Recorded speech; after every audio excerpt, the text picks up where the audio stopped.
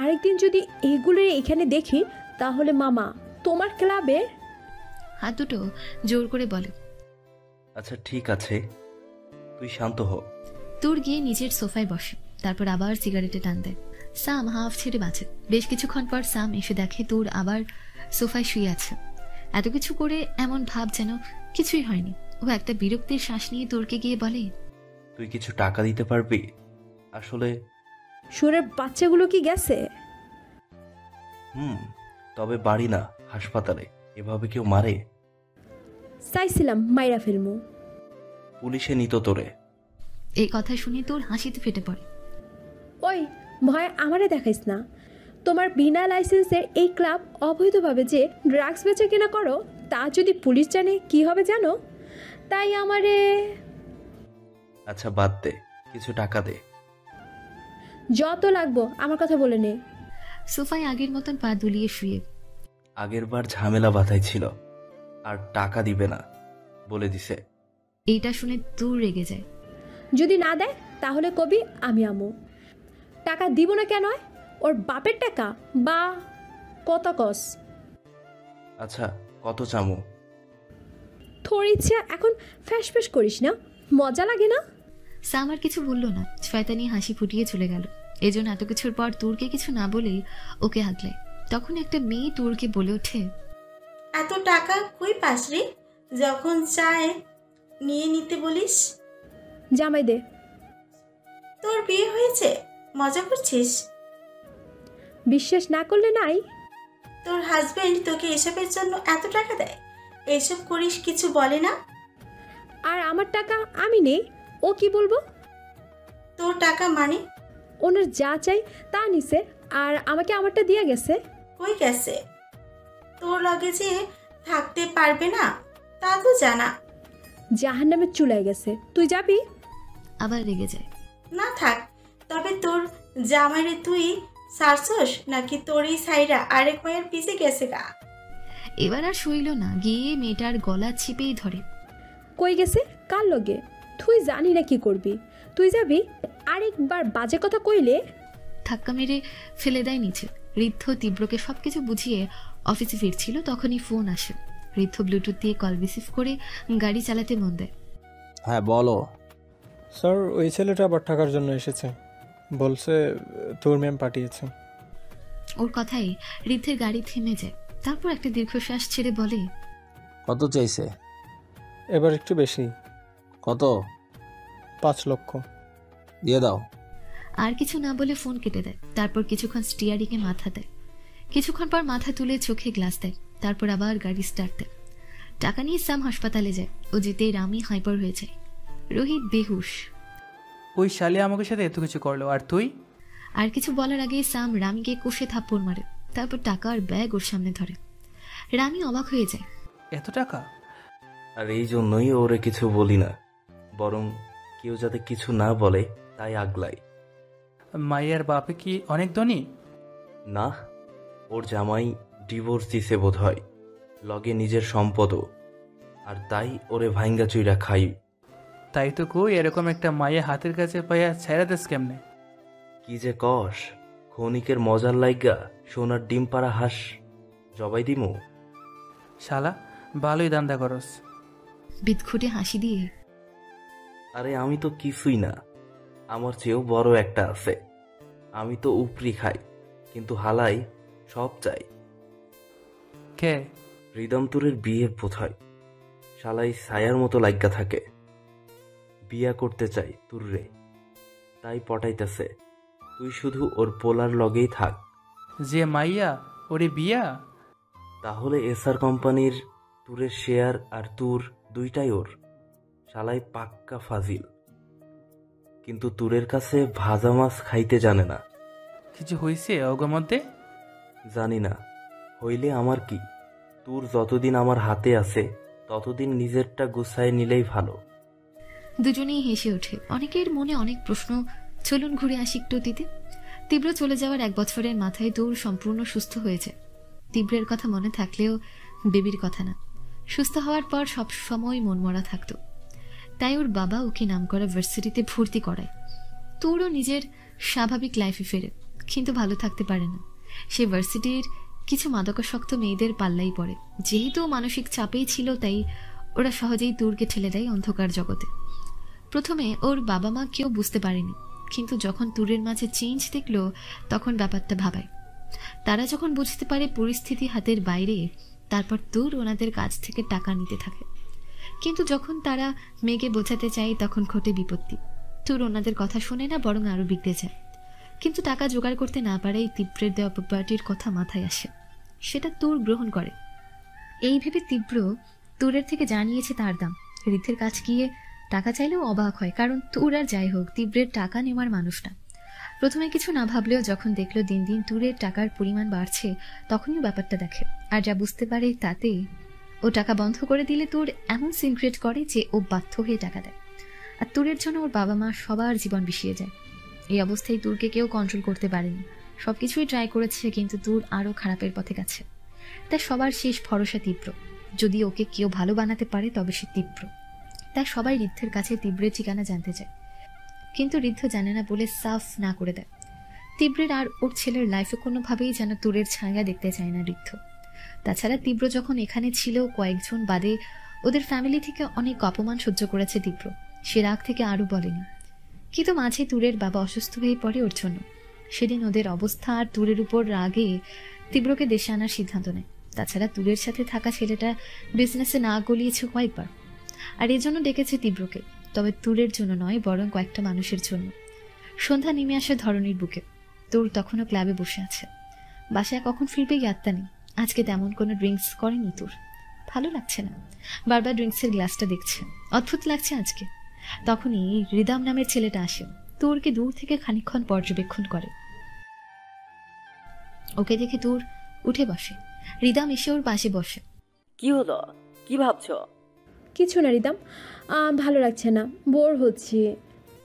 Dance ক্লাবে যাবে? অনেকদিন হলো যাওনি, একটু চিল করতে পারবো। ওকে, বাট একটু রাইটে যাব। ওকে বেবি, যেমন তুমি চাও। আমরা বাইকে করে ঘুরে না হয় নাইট ক্লাব যাব। ওকে চল। তুর কালো একটা জ্যাকেট পরে নেয়, তারপর বেরিয়ে আসে। বাইকে উঠতে নেই তখনই ওর ফোনটা বেজে ওঠে। প্রচন্ড বিরক্ত হয় ও। মোবাইল তুলে দেখে তোয়ার ফোন। ও কেটে দেয়, কিন্তু আবার কল দেয় ও। এটা দেখে হৃদাম বলে, কে? তোয়া। তোমার চাচাতো বোন? হুম। তাহলে ফোন ধরো, নাইলে বারবার বিরক্ত করবে। আসলে আজ ওর মেয়ের জন্মদিন, মা বলেছিল। তীরের? ওই, তুমি যাবে? প্লিজ রিদাম, আমাকে বল না, আমার এসব জায়গায় যেতে ভালো লাগে না। কিন্তু প্লিজ। আচ্ছা, আপনি যা চান। হৃদামের মুখে শয়তানির হাসি, আর তোয়ার কলেও বিরক্ত হয়ে ফোনটা বন্ধ করে রাখে। ফোন উঠালে অ্যাডভাইস করে, বিরক্ত লাগে তুরের। তারপর হৃদামের সাথে বাইকে উঠে চলে যায়। সন্ধ্যা 7টা। তীব্র তাইয়ানকে নিয়ে তীরের জন্মদিন পার্টিতে যাচ্ছে। তীব্র অবশ্য যেতে চায়নি, কিন্তু তাইয়ান জন্মদিনের পার্টির কথা শুনে লাফিয়েছে, আর তাও আবার ঋদ্ধ রাসকারায়। ঋদ্ধ তাইয়ানকে জন্মদিনের পার্টিতে যাবার কথা বলেছে, আর তাই তাইয়ান বাবার কাছে গিয়ে বায়না করেছে যাতে ওকে নিয়ে যায়। ছেলের কোনো আবদার ফেলে না তীব্র।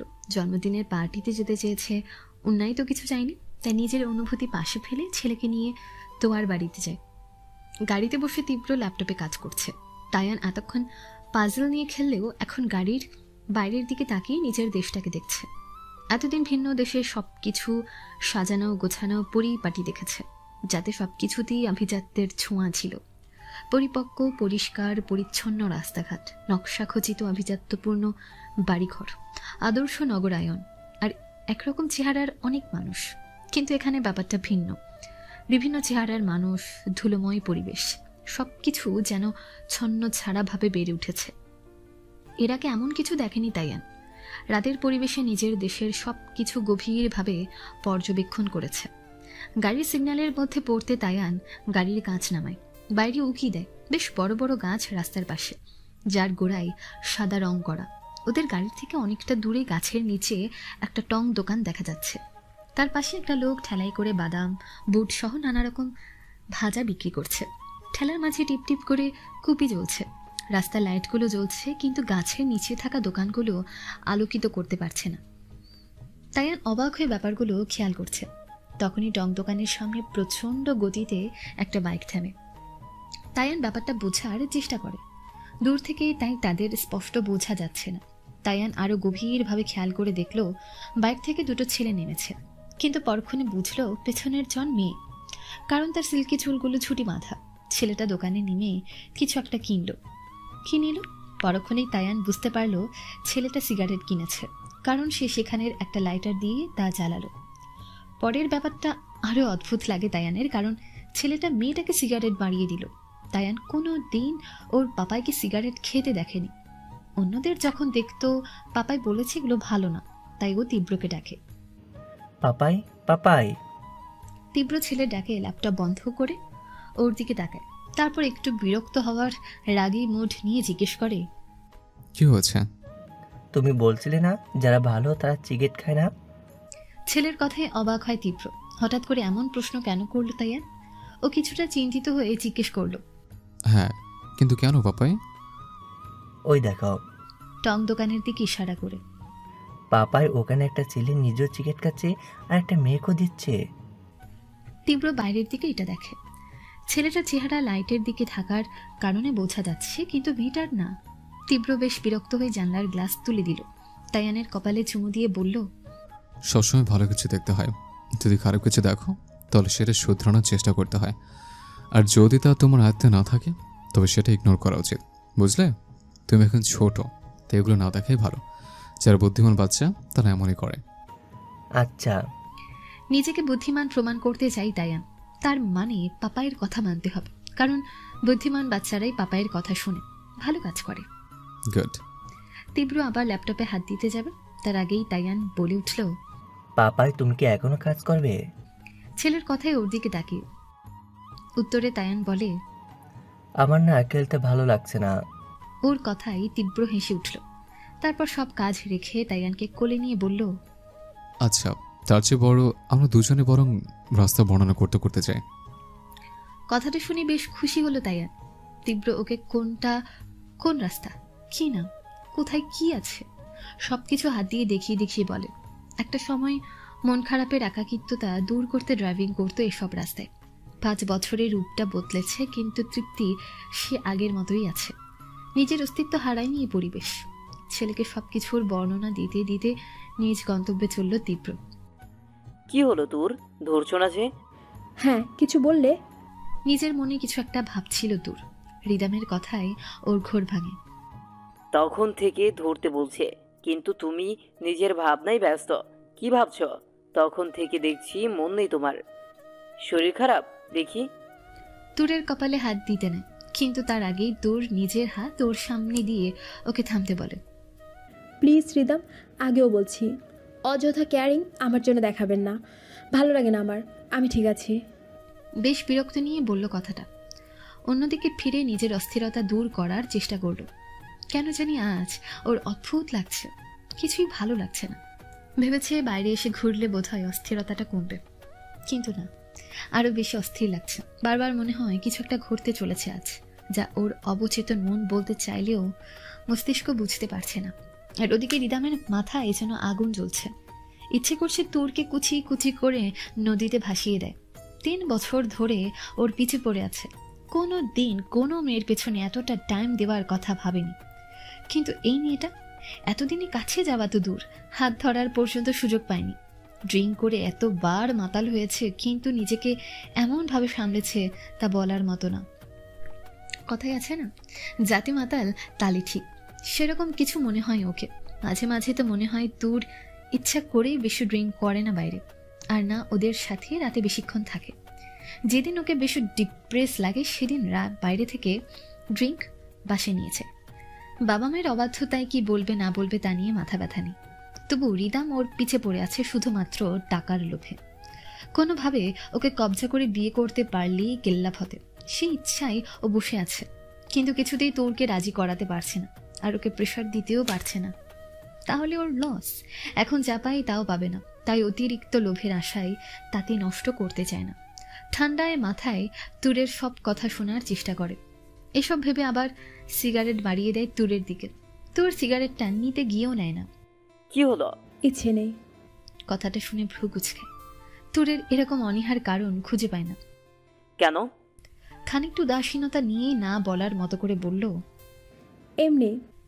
রিদাম কিছুটা ভেবে, আচ্ছা তাহলে ক্লাবে চলো, মুড ফ্রেশ হয়ে যেতে পারে। না, কোথাও যেতে ভালো লাগছে না। তাহলে আমাকে বাসায় নিয়ে এসো, আমি বাসায় যাব। রিদাম কিছু বলতে যাবে তার আগেই একটা কল এলো। কল আসতে ও অন্য দিকে চলে গেল। কথা শেষ করে এসে বলল, আচ্ছা ঠিক আছে, তোমাকে বাসায় দিয়ে আসছি। তুর আর কথা বাড়ালো না। রিদাম বাইকে উঠে বসে হেলমেট পরতে তুর উঠে বসলো। বাইকে স্টার্ট দেওয়ার আগেই রিদাম বলল, বাসায় ফিরতে অনেক টাইম লাগবে তাই না?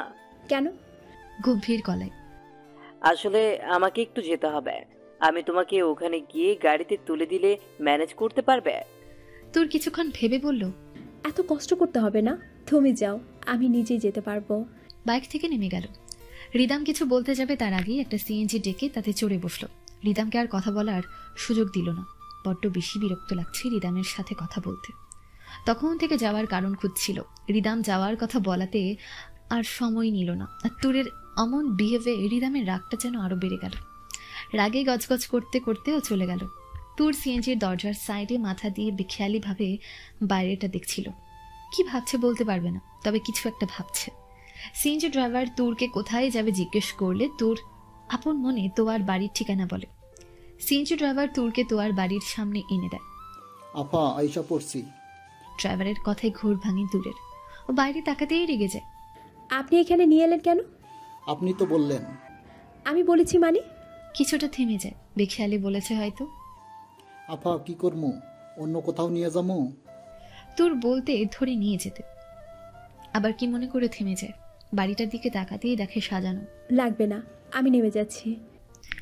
তারপর তোর নেমে লোকটাকে ভাড়া মিটিয়ে দেয়। তারপর কিছুক্ষণ গেটের বাইরে দাঁড়িয়ে থেকে দরজার ভেতর প্রবেশ করে। কিন্তু কি মনে করে আবার বেরিয়ে যেতে নিলেই কেউ এসে আটকে দেয়। ফিলে চমকে ওঠে তুরের। কি রে, চলে যাচ্ছিস কেন? পেছনে তাকিয়ে দেখে তোয়া বেশ ইতস্তত হয়ে পড়ে। তারপর বেশ ঝাঝালো কণ্ঠে বলে, ভুল করে এসেছি, চলে যাচ্ছি। আলতো হাসে তোয়া। ভুল করে যখন চলে এসেছিস তাহলে থেকে যা। চুপ করে আছে, থাকতে ইচ্ছে করছে। কোথাও তো শান্তি পাচ্ছে না। এখানে এসে যদি একটু শান্তি পায়, দেখতে ক্ষতি কি, কিন্তু বাঁধছে কোথাও তোয়াকে বলতে। সেটা তোয়া বুঝলো। প্লিজ আয়, আমার এমনিতে কেমন লাগছে জানি তোর ভালো লাগবে না, তবু প্লিজ। আচ্ছা, কিন্তু আমাকে এই ড্রেসে দেখলে? রাগী কণ্ঠে তোয়া খুশিতে গদগদ হয়ে দ্রুত বলে উঠল, আমি তোর ড্রেস আনিয়ে রেখেছি। ভ্রু কুচকালো তোর। না মানে, আমি একটা ড্রেস আনিয়েছিলাম কিন্তু সেটা ফিট হয়নি, তোর হয়ে যাবে। তোর কোনো রিয়াক্ট করলো না, সামনে হাঁটতে শুরু করলো। আমি জানি তোর, তুই নিজেকে খারাপ প্রমাণ করার জন্য উঠে পড়ে লিখেছিস। সবাই তোকে খারাপ ভাবুক তাই তুই চাস, তার এই জন্যই এত কিছু। তুই এখনই পুরোপুরি নিজেকে বদলাতে পারিসনি। কোথাও না কোথাও আগের সে তুই রয়েই গেছিস। তোয়া তুরকে নিয়ে নিজের রুমে যায়। তুরকে পরার জন্য হলদে কমলাটে রঙের একটা লেহেঙ্গা দেয়, যা দেখে তুরের মাথা গরম হয়ে যায়। ও মেয়েদের কাপড় পরা কবে ছেড়েছে মনে নেই। ও কিছু বলবে তার আগেই তোয়া বলে, প্লিজ না করিস না, আমার অন্য ড্রেস তোর মাপের হবে না, প্লিজ। তুর আর না করলো না। ওয়াশরুমে গিয়ে হালকা শাওয়ার নিয়ে লেহেঙ্গা পরে কিছুক্ষণের মধ্যে বেরিয়ে এলো। আয়নার সামনে দাঁড়াতেই যেন কোথাও হারিয়ে গেল। অনেকদিন পর নিজেকে এই রূপে দেখছে। অদ্ভুত লাগলেও কেন জানি রাগ লাগছে না। তোয়া ওকে সাজাতেই আসলেই, এটা বেশি হয়ে যাচ্ছে। আলতো হাসে তোয়া, কিছু বলে না। জানে এখন কিছু বললে রেগে যাবে। যেহেতু তোর এমনিতেই ভরসা, তাই আর তেমন কিছু দিল না। শুধু চোখে গাঢ় কাজল আর ঠোঁট হালকা ভিজিয়ে দিল। চুলগুলো ফুলিয়ে ছেড়ে দিল কার্ল করে। হালকা অর্নামেন্টস পরিয়ে দেয়। তুরে রাগ লাগছে কিন্তু না করতে পারছে না। সাজানো হয়ে গেলে তোয়া খুশিতে গদগদ হয়ে গেল। কেমন লাগছে? একটু বেশি বাড়াবাড়ি, সংসার জন্য হচ্ছে, ঝং যত সব বলে বেরিয়ে যায় তুর। এটা দেখে তোয়া তাচ্ছিল্যের হাসি হাসে। তোর তীব্র এখানে আছে তোর, আমি জানতাম তুই আজকে আসবি। আমি চাই ভাইয়া তোকে এই রূপে দেখুক যে রূপে সে তোকে চায়। ভালোবাসার রূপটা না হয় আগে দেখুক, ঘৃণার পার্ট পরের জন্য তোলা থাক। এদিকে তীব্র তাইয়ানকে কোনোভাবেই সামলাতে পারছে না। পার্টিতে এসে যেন বাদরের বড় ভাই হয়ে লাফাচ্ছে। বারবার শান্ত করার চেষ্টা করলেও হচ্ছে না।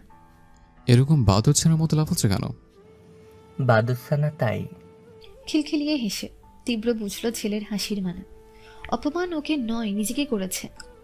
পাপাই, এমন করো না, তুমি বরং খেয়ে নাও, তোমার খিদে পেয়েছে। না, পাইনি, আমি তোমার মতো না। তাইয়ান চোখ গরম করে, আজব, না ফেলে মিথ্যে বলবো? তাও ঠিক। আচ্ছা, তাহলে ওদের সাথে খেলো, নাহলে তোমার পিচ্ছি লাল ডলের সাথে খেলো। তীব্রের কথায় ও তীরের দিকে তাকায়। লাল ফ্রক পরে আছে। ওর সাথে কি খেলবো? খেলতে গেলেই খামচি দেবে। আচ্ছা, তুমি তাহলে আদর করে দিও। তাইয়ান কিছুক্ষণ ভাবল। আচ্ছা বলেই দৌড়। তীব্র দৌড় দেখে হেসে দিল। যাক বাবা, সামলানো গেল, কিন্তু যা বুঝলাম কষ্ট করে আর ছেলের বউ আর খুঁজতে হবে না। বলেই হেসে ওঠে। তারপর চলে গেল এতদিন সবার সাথে দেখা করতে। ওদিকে তাইয়ান দৌড়াতে দৌড়াতে কারোর সাথে ধাক্কা খেয়ে মাটিতে পড়ে যায়।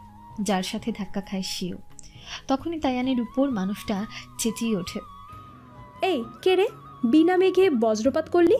তাইয়ান উঠে দেখে পাটকাঠির মতন চিকন একটা মেয়ে। মেয়েটা অন্য কেউ নয়, তুর। পার্টিতে একপাশে দাঁড়িয়ে মুখে সেন্টার ফ্রেশ চিবোচ্ছিল।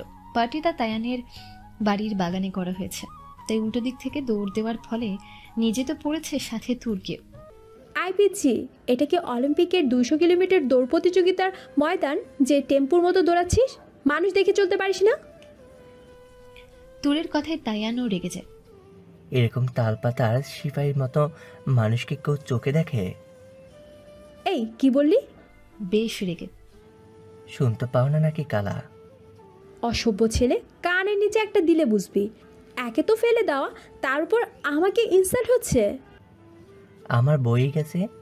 প্রচন্ড রেগে যায় দূর। দেখ, ভালোভাবে বলছি। না শুনলে কি করবে? খামচি দেবে? দিলে দাও, তুমি খামচি দিলে আমিও ছেড়ে দেবো না। হ্যাঁ, তাই দিব। কি করবি তুই?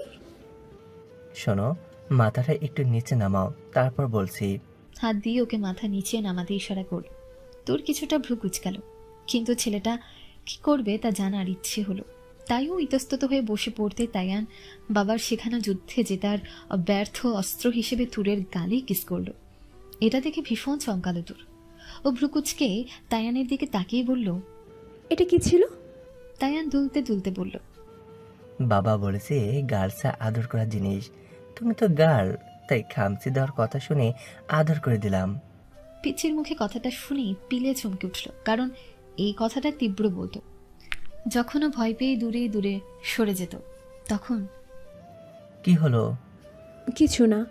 তারপর বিড়বিড় করে বলল, ছেলে যে আওয়ারা, বাপটা না জানে কি, ওইটা তো মনে হয়। কি বিড়বিড় করছো? এই যা পাকনা পোলাই পান। ভেঙচি কাটে তাইয়ান। খাওয়া দাওয়া করো না? বাবা খাইয়ে দেয় না? এরকম রোগা কেন? বাতাস আসলে তো উড়ে যাবা, কেমন একটা কঙ্কাল লাগছে। আই শোন, আমি না ঠিক আছি, এমন হব না তো কেমন হব? তাইয়ান হাসল, তারপর বলল, ওই রকম, ওদের দেখতে সুবিধা। তোর তাকাই দেখে প্রচন্ড মোটা একটা লোক। তোর খেপে যায়। আমি এরকমই হব। না করেছে কেউ? ওনাকে তোমার চেয়ে সুন্দর লাগে। তবে রে, বলে তাইয়ানের পেছনে দৌড় দেয়। হঠাৎ করেই তাইয়ান পড়ে যেতে নেয়, তার আগেই তুর ওকে ধরে বসে পড়ে। আর সঙ্গে সঙ্গে তাইয়ান ভয়ে চোখ বন্ধ করে জড়িয়ে ধরে মায়ের গলা। তুরের গলা ধরতে তুর যেন স্তব্ধ হয়ে যায়। অদ্ভুত এক অনুভূতি জাগে, যেন এই স্পর্শ ওর চেনা, খুব চেনা। অন্যরকম এক অনুভূতি জাগে তুরের মনে। এতক্ষণের ছটফটানি, অস্থিরতা যেন এক নিমিষেই কোথাও মিলিয়ে যায়। তুর নিজের অজান্তেই তাইয়ানকে দু হাতে জড়িয়ে বুকে আঁকড়ে ধরে। অতৃপ্ত স্বাদের অনুভূতি হয়। তাইয়ানও যেন ওকে জড়িয়ে ধরে দাঁড়িয়ে আছে। নিজের অজান্তেই তুরের চোখে পানি গড়িয়ে পড়ল, যেন বহুল কাঙ্ক্ষিত কিছু পেয়েছে, যার অপেক্ষায় ছিল। ও আরো শক্ত করে তাইয়ানকে আগলে নেয়। কিছুক্ষণ পর তাইয়ান তুরকে ছাড়িয়ে নিতে চায়। তুর প্রথমে ছাড়ে না, অন্য এক অনুভূতির শিকার। পরে তাইয়ান ওকে ছাড়িয়ে বিরক্তি নিয়ে বলে, আমি ইচ্ছে করে ধাক্কা দেইনি, so sorry and thank you. তুর আর কিছু বলতে যাবে তার আগেই তাইয়ান ওকে ছাড়িয়ে দৌড় দেয়। তুর ওকে ধরতে গিয়েও পারল না। ও যাওয়ার পর কান্না থামানোর মতো করে নিজের হাত দেখল, যেন ওর প্রিয় কোনো জিনিস ওর থেকে দূরে চলে গেল। জানে না ছেলেটা যাওয়ার পর অস্থিরতাটা যেন বেড়ে গেল।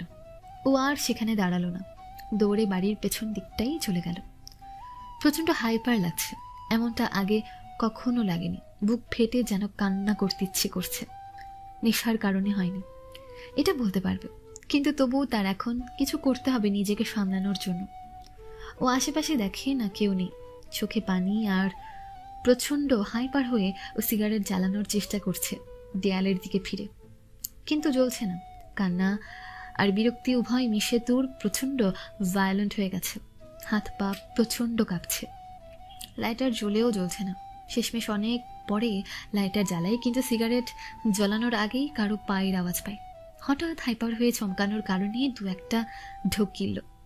বুঝতে পারলো পাতার মর্মর শব্দের পায়ের আওয়াজটা এদিকে আসছে। দ্রুত হাতে সিগারেট পেছনে রেখে সামনের দিকে ফেরে সামনে থাকা মানুষটাকে দেখতেই থমকে যায়। হঠাৎ করেই যেন পুরো দুনিয়া অন্ধকার হয়ে আসে ওর সামনে, বারবার চোখের সামনে ঝাপসা হয়ে আসছে। ব্যাপারটা সত্যিই না মিথ্যে বুঝতে কষ্ট হচ্ছে, তাই বারবার অবচেতন মন চেতন মনের অজান্তেই চোখের পলক ফেলছে। মানুষটা যতটা না কাছে আসছে ততই যেন নিঃশ্বাসের গতিবেগ বেড়ে যাচ্ছে হৃদয়ে লুকানো ধুকপুকানি, এতদিনের জমানো অস্থিরতা, ভয়, ভয়ঙ্কর আবেগ আর না বোঝা অদ্ভুত হাজারো কিছু অনুভূতি যা নিজের ভেতর দাফন করা ছিল। মানুষটা আস্তে আস্তে কখন যে ওর একেবারে সামনে এসে দাঁড়িয়েছে তা বুঝতেও পারে না। দুজন দুজনার মুখোমুখি, একে অপরের দৃষ্টি নিজের মাঝে আবদ্ধ করে রেখেছে দুজনে। গভীর দৃষ্টিতে দুজনেই একভাবে তাকিয়ে আছে দুজনার চোখে। একজনের চোখে একরাশ নেশা মিশ্রিত প্রগাঢ় ভালোবাসার রাগ, অভিমান, নেশা, আর সামনের মানুষটাকে কাছে পাবার সীমাহীন সমুদ্রের ন্যায় প্রবল আকুতি। প্রতীক্ষিত মানুষটাকে কাছে পাবার তাড়না এতটাই গ্রাস করেছে তাকে যে অতীতের সব বিষাক্ত স্মৃতি আর বর্তমানের দূরত্ব সব ভুলে তার দিকে বাড়িয়ে দিল নিজের ভালোবাসার কম্পিত হাত। স্পর্শ করল তার গাল। এতদিন পর সেই চেনার স্পর্শে তুরের মাঝে বিদ্যুতের বেগের মতন কম্পন সৃষ্টি হয়। না চাইতেও কেন জানি বন্ধ হয়ে যায় চোখগুলো। মানুষটার নিঃশ্বাস ওর মুখে পড়তে শিহরিত হয়। নিঃশ্বাস যেন থাকতে চাইছে না, শ্বাসযন্ত্রে বেরিয়ে আসতে চাইছে। বাতাস এতটাই ভারী হয়ে পড়েছে কষ্ট হচ্ছে বেঁচে থাকার জন্য শ্বাস নিতে। তুরের মনে হচ্ছে এত কষ্টে শ্বাস না নিয়ে মরে যেতে। পেছনে লুকিয়ে রাখা সিগারেট কখন পড়ে গেছে জানা নেই। সামনের মানুষটার হাত ওর পুরো চেহারা যেন দখল করে নিয়েছে। তার বুড়ো আঙুলের ছোঁয়া নিজের বাম চোখের কোণে অনুভব করতে পারছে। পানি পড়ছে দু চোখ বেয়ে। হ্যাঁ, কাঁদছে দূর। নিজের অজান্তেই তার চোখগুলো বেহায়ার মতো পানি ফেলছে। সত্যি আজ নিজেকে বেহায়া মনে হচ্ছে, কিন্তু কিছু বলার ভাষা খুঁজে পাচ্ছে না, শুধু কাঁপছে। এভাবে মানুষটার সাথে কখনো দেখা হবে ভাবিনি। কাঁপা কাঁপা ঠোঁটে শুধু এতটুকুনি উচ্চারণ করতে পারলো, তীব্র। আর কিছু বলার সুযোগ পেল না তোর। তার আগেই তীব্র ওকে টেনে নিজের বুকের মাঝে নেয়। এক হাতে পিঠ জড়িয়ে আরেক হাতে মাথাটা শক্ত করে নিজের বুকের মাঝে চেপে ধরে। জানে তার তোর বড্ড বেশি অভিমানী, জেদি ছেলে মানুষই। অবশ্যই এতদিন পর ওকে ছাড়াতে চাইবে, অভিমানে মুখ ফিরিয়ে নিতে চাইবে ওর থেকে। কিন্তু তার আগে তীব্র নিজের জমানো আবেগটাকে মিটিয়ে নিতে চায় একার্থকভাবে। তোরের অভিযোগ না হয় পরে শুনবে। তীব্র আরো শক্ত করে জড়িয়ে নেয় ওকে। তোর কি করবে বুঝতে পারে না। তীব্রের আকস্মিক আগমন এখনো অস্বীকার করতে পারেনি ওর মস্তিষ্ক। সবকিছুই যেন স্বপ্ন মনে হচ্ছে, না দুঃস্বপ্ন। ঘুম ভাঙলেই হারিয়ে যাবে। নেশা না করেই মাতাল লাগছে নিজেকে। তীব্রকে আঁকড়ে দেওয়া বা ছাড়িয়ে নেওয়া কোনো কিছুই যেন তার মস্তিষ্কে বোধগম্য হচ্ছে না। তীব্রকে জড়িয়ে কানের ছিদ্রের পাশে গভীরভাবে ঠোঁট ছোঁয়ালো। তোর হালকা নড়ার চেষ্টা করতে ওর আবেগময় ভালোবাসার গভীরে প্রবেশ করলো। সবকিছুর ঊর্ধ্বে গিয়ে তোরের অধরে ভালোবাসা এঁকে দিল। দুজনেই অদ্ভুত মোহনীয় মায়ায় ডুবে রয়েছে। তীব্র এত বছর পর তোরকে কাছে পেয়ে ভুলে গেছে নিজের অভিমান, আর তোর নিজের রাগটা ভেবে পাচ্ছি না। এত বছর পর ভালোবাসার হালকা ছোঁয়াও যেন হিতাহিত জ্ঞান ভুলিয়ে দিতে পারে। পরবর্তী সময় কি হতে চলেছে তার কোনো খেয়াল না দিয়ে দুজনের মধ্যকার পেন পতন নীরবতা কাটিয়ে তীব্র মুখ তুলে তুরের চোখের দিকে তাকিয়ে আলতোভাবে ঠোঁট ছোঁয়ায় ওর ভেজা চোখে। তুর বড় বড় শ্বাস ফেলে কিছুক্ষণ ওভাবেই তীব্রর বাহু বন্ধনে থাকে। চোখ এখনো বন্ধ। এতক্ষণ পর যেন বুঝতে পেরেছে যা ঘটেছে তা ওর অবচেতন মনের খেয়াল নয়। ওর সামনে সত্যিই তীব্র। এই ছোঁয়া, এই অনুভূতি, এত আবেগ, না মিথ্যে না কল্পনা, সবটাই বাস্তব। এতক্ষণ পর ও চোখ মেলে আস্তে আস্তে তাকায় তীব্রের চোখের দিকে। তীব্র অপলক চাহনিতে দেখছে তুরকে। পরিবেশ, পরিস্থিতি আর ঘটে যাওয়া ঘটনাগুলো এতক্ষণ না বুঝলেও এবার যেন তা বোধগম্য হচ্ছে। সবকিছু বদলেছে, সময়, পরিস্থিতি, চাওয়া পাওয়া, লেনা দেনা, জীবনের মানে, এমনকি তার গতিপথ। কিন্তু ভালোবাসার সেই আবেগ, উন্মাদনা, দিশাহীন অনুভূতির সামান্য ব্যতিক্রম হয়নি।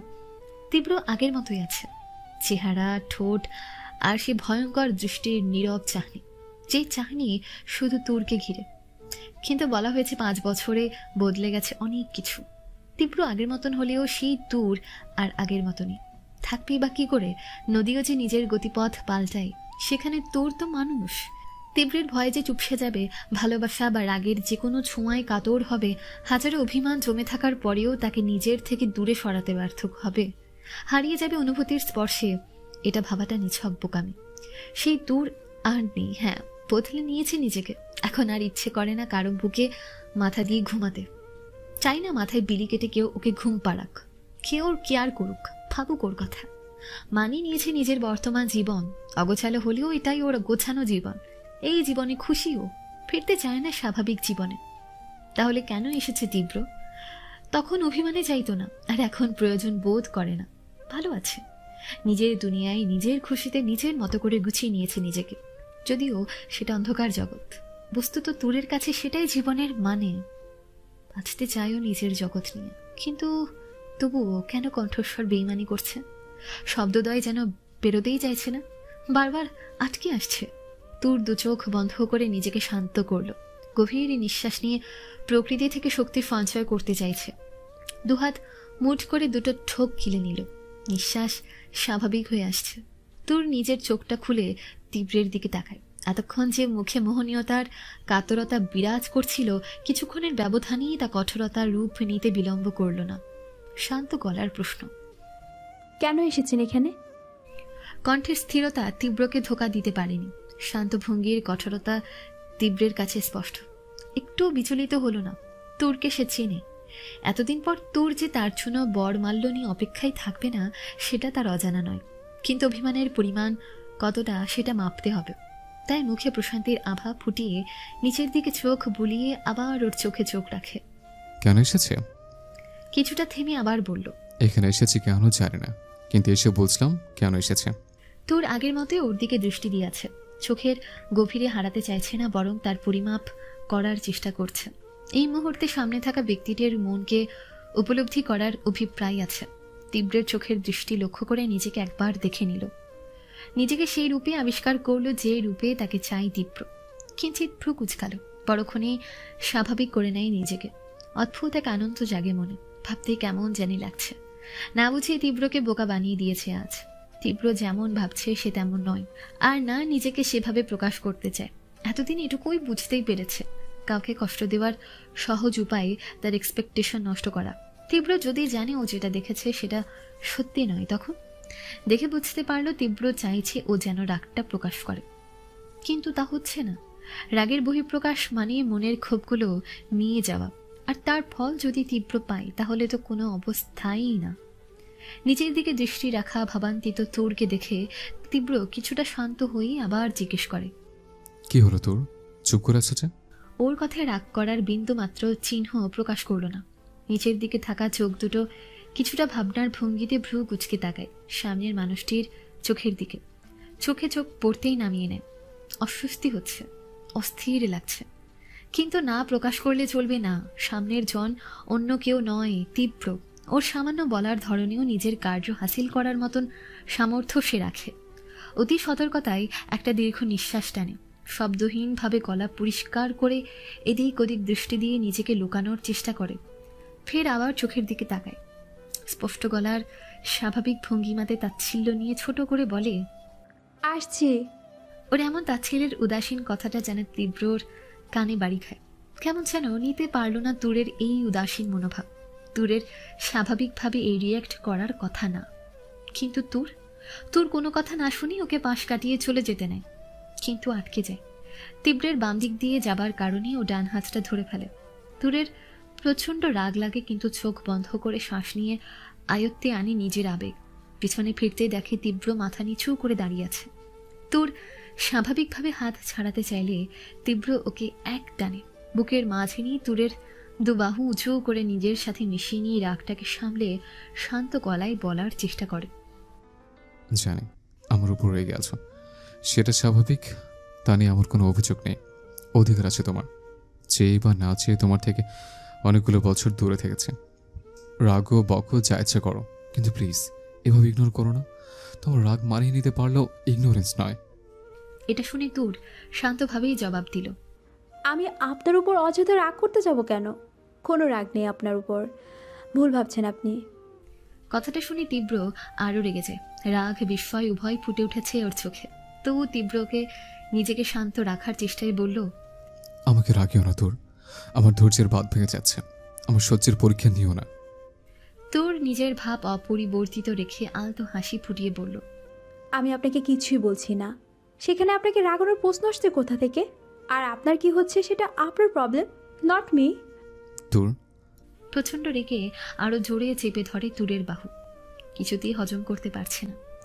এদিকে বাহুতে ব্যথা পাচ্ছে তুর, তবুও নিজেকে সামলে নিয়ে বলল, দেখুন মিস্টার রায়হান, আমাকে যেতে দিন, ব্যথা লাগছে আমার। তুরের কথায় পাত্তা দিল না। কিন্তু তুরের মুখে ডক্টর রায়হান ডাকটা বিষের চেয়েও বিষাক্ত লাগছে ওর কানে। আরও জোরে চেপে ধরে তুরের বাহু। আমি তোমার কাছে ডক্টর রায়হান কবে থেকে হলাম? তুর কঠোর গলায় জবাব দেয়, সব সময়ের জন্য আপনার আসল নাম আমাকে বলেছিলেন কোথায় যে আপনাকে সেই নামে ডাকবো? যখন জেনেছি তখন অভ্যাসের কারণে বলল, এখন সেটা নেই। তুমি কিন্তু আমাকে ছাড়ুন, যেতে হবে। তীব্র রাগে ওর মুখ নিজের মুখের একেবারে কাছে নিয়ে এসে বলে, আমাকে এভাবে ইগনোর করার পারমিট তোমাকে আমি দেইনি। আমাকে ইগনোর করার কোথাও যেতে পারবে না তুমি। এবার আর তুর সহ্য করতে পারে না, প্রচণ্ড ব্যথা পাচ্ছে। তাই ও নিজেকে ছাড়ানোর চেষ্টা করে তীব্রের চোখে চোখ রেখে বলতে শুরু করে, আপনাকে নোটিশ করার মতো কোনো কারণ আমি খুঁজে পাচ্ছি না, আর যে কোনো অযাচিত ব্যক্তিকে ইগনোর করাই শ্রেয়। তীব্রকে ধাক্কা দিয়ে চলে যেতে নিলে ও আবার টেনে নেয়। নোটিশ করার কারণ খুঁজে পাচ্ছ না মানে? আমি তীব্রকে বলার আগেই তুর নিজের ছটফটানি থামিয়ে নিজেই ওর শার্টের কলার ধরে বলে, হু আর ইউ? অবাক হয়ে চোখগুলো ছোট ছোট হয়ে আসে তীব্রের। বেশ অস্বস্তি নিয়ে তুরের প্রশ্নের উত্তর জানতে চায়। মানে মানে তুরের মাঝে আলাদা একটা জোর ফুটে ওঠে। মানে হচ্ছে আপনি কে? আমার লাইফে আপনার পরিচয় কি? আমি বলার আগেই থামিয়ে দিয়ে বলে, সেই ব্যক্তি যে হাজবেন্ড হিসেবে আমাকে বরণ করেছে অথচ তা জানতে দেয়নি, নাকি সে যে আমার অসুস্থতায় আমাকে ডিভোর্স দিয়ে ছেড়ে চলে গেছে? কোনটি? তোর কথাটা শুনিয়ে তীব্রের হাত আলগা হয়ে আসে। তুর একটু দূরে সরে যায়। তীব্র ব্যাপারটা বুঝে সামনে এগোতেই তুর হাত দিয়ে থামিয়ে বলে ওঠে, একদম না ডক্টর রায়হান, ভুলে যাচ্ছেন আপনি আমাকে ডিভোর্স দিয়েছিলেন, আর ডিভোর্সের পর আমি আর আপনার লিগের বর্ণের সামগ্রী নই। তোর আমার কথা শোনো। কিচ্ছু শোনাননি আমার। আপনি আমার সাথে যা যা করেছেন তারপরও নিজের মনে এটা ভেবে কোথাও না কোথাও সান্ত্বনা দিয়েছিলাম আপনি আমাকে যে কোনো অবস্থায় ছাড়বেন না, কিন্তু অসুস্থতার পর যখন সুস্থ হই তখন জানতে পারি আমার বর আমার অসুস্থতার জন্য ডিভোর্স দিয়ে দায়মুক্ত হওয়ার জন্য চলে গেছে। যদি এটা অসুস্থতার আগের সময় হতো তাহলে খুশি হতাম, কিন্তু সুস্থ হওয়ার পর জানলাম নিজেকে ঠিক কতটা ছোট মনে হয়েছে বলে বোঝাতে পারবো না।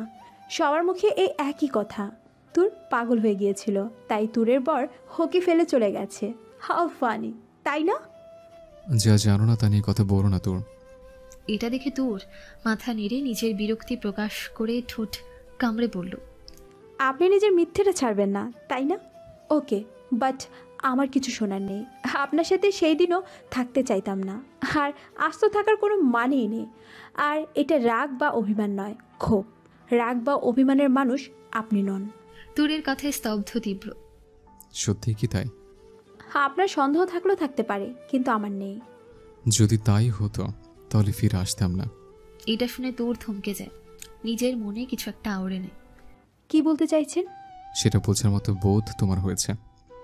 তীব্রের কথায় তুর ওর কাছে যায়, জিজ্ঞাসু দৃষ্টিতে ওর চোখে চোখ রেখে বলে, কেন এসেছি আমি বলবো? তুরের কথার ধরন ভালো লাগছে না ওর। তুর ওর খুব কাছে চলে যায়, নিজের পাটা উঁচু করে দুহাতেই পেঁচিয়ে ধরে ওর গলা। তুরের কার্যকলাপ কিছুই বোধগম্য হচ্ছে না। কি করতে চাইছে তুর? ও অস্বস্তির কণ্ঠে তুর বলতেই হুঁশ শব্দে থামিয়ে দিল তুর। প্লিজ কথা বলবেন না। নিঃশাক্ত কণ্ঠে কথাটা বলে গভীরভাবে তীব্রের গালে ঠোঁট ছোঁয়। তীব্র হালকা নড়াতেই তুর বেশ জড়িয়ে নখ বসিয়ে দেয় তীব্রের ঘাড়ে। সজোরে আঁকড়ে ধরে তীব্রকে। হঠাৎ খেয়াল করলো তুরের নিঃশ্বাস ভারী হয়ে আসছে। নিঃশ্বাসের শব্দ তীব্রের কানে স্পষ্ট। ওদিকে আছড়ে ঘাড় বেয়ে তাজা রক্ত বের হতে লাগলো। তীব্র জমে গেছে তুরের এহেন আচরণে। কিছু বলতেও পারছে না। তুরের প্রতি এখন তার কি আচরণ প্রকাশ করা উচিত জানে না। ও দু একটা ঢোক গিলে আবারও ডাকলো, তুর। তখনই তুর কয়েকটা ছোট ছোট চুমু খেলো তীব্রের গালে। তারপর গাল থেকে সরে তীব্রের চোখের দিকে তাকালো। কি হচ্ছে কারোরই যেন বোধগম্য না। তুর তীব্রকে কাছে যাচ্ছে নাকি দূরে সরিয়ে দিতে যাচ্ছে কেউ জানে না। তীব্র রেগেও রাগ করার সুযোগ পাচ্ছে না। তুরের চোখের দিকে তাকাতেই অন্যরকম নেশা দেখতে পাচ্ছে, যেই নেশায় নিজেও হারিয়ে যাচ্ছে। তীব্রের চোখের দিকে তাকিয়ে কথা বলার সুযোগ না দিয়ে হঠাৎ জড়িয়ে ধরে ওকে। এটা ওর জন্য ধাক্কা ছাড়া কিচ্ছু না। একদম গুটিসুটি মেরে বুক লুকালো তুর। আগে যেমন ভয় পেলে লুকাতো তেমন ভাবে। তীব্রের মনে হচ্ছে তুর যতটা না পারছে ততটা শক্ত করে জড়িয়ে নিতে চাইছে। পারে না, ওর ভেতর ঢুকে যায়। পিনপত নীরবতার এই রোমাঞ্চিত পরিবেশের নীরবতা কাটিয়ে তুর নেশা মিশ্রিত কণ্ঠে বলে উঠল, কি হলো তীব্র? আপনার এতটা কাছে আমি, বুকের মাঝে মিশে আছি। আমাকে নিজের মাঝে আবদ্ধ করবেন না, জড়িয়ে নেবেন না? তীব্র কি করবে বুঝতে পারছে না। তুরের এই ক্ষণে ক্ষণে পরিবর্তিত স্বভাবের থেকে অপরিচিত একবার রাগ, একবার অভিমান, আবারই প্রণয়ী ডাক। কোনটা সত্যি? সবটা সত্যি হতে পারে না। এই তুর কি অবগত নয়ও, যার নখের কোনিও জানতো বড্ড অচেনা আছে। তুরকে নিজের মাঝে চাইও। কিছুক্ষণ আগে যে তুরকে সে জোর করে নিজের আয়ত্তে নিয়েছিল, স্বেচ্ছায় তার দান যেন গ্রহণ করতে পারছে না। আপন মনে হচ্ছে না। তার চাওয়া স্পর্শ করতে বাধছে তাকে। কিন্তু কেন? প্রশ্নের জালে জড়িয়ে যাচ্ছে আজ সে নিজেই, কিন্তু উত্তরে সব ধোঁয়াশায় পূর্ণ। হঠাৎ আবার তুরের সে বিনয়ী কণ্ঠস্বর, কি হলো তীব্র? ভালোবাসবেন না? টেনে নেবেন না নিজের কাছে? তোর আমি কিছুটা ইতস্তত গলায় কিছু একটা মনে করে বলার চেষ্টা করলো, কিন্তু তোর বুক থেকে মুখ তুলে তীব্রের গালে এক হাত দিয়ে টেডি স্মাইল দিয়ে বলল, আমি জানি তীব্র, আপনি ভালোবাসার তৃষ্ণায় তৃষ্ণার্থ। আর এটাও জানি আমি ছাড়া আপনি কোনো দিন অন্য কারো কাছে তা চাইবেন না। তার জন্য 5 বছর কেন 50 বছরও যদি লাগে। আপনার হৃদয়ের জমানো সমস্ত ভালোবাসা আমার জন্য সঞ্চয় করে রেখেছেন, শুধু আমাকে দেবার জন্য, তাই না? নিশ্চুপ তীব্র। তুরের প্রতি এই দুর্বলতাই ওর সমস্ত ক্ষতির কারণ, সেটা আজ তুর ওকে বলছে। হ্যাঁ, তুর ওর দুর্বলতাটাকেই ওর সামনে তুলে ধরেছে, তাও অত্যন্ত নিখুঁতভাবে। কি হলো তীব্র? সত্যি বলছি তো আমি। আপনি তো বলেছিলেন ভালোবাসা নাকি ড্রাগসের মতো, নেশা হয় তাতে। ড্রাগসের অ্যাডিক্টেড না হলেও আমি আজ নেশাগ্রস্ত। হ্যাঁ, তীব্র নেশাগ্রস্ত আমি, বিগত কয়েক বছর ধরে। তার মানে আমিও ভালোবাসি আপনাকে, কারণ নেশাগ্রস্ত আমি। তুরের কথার আগামাথা মিলছে না, সবটাই কেমন গুলিয়ে যাচ্ছে।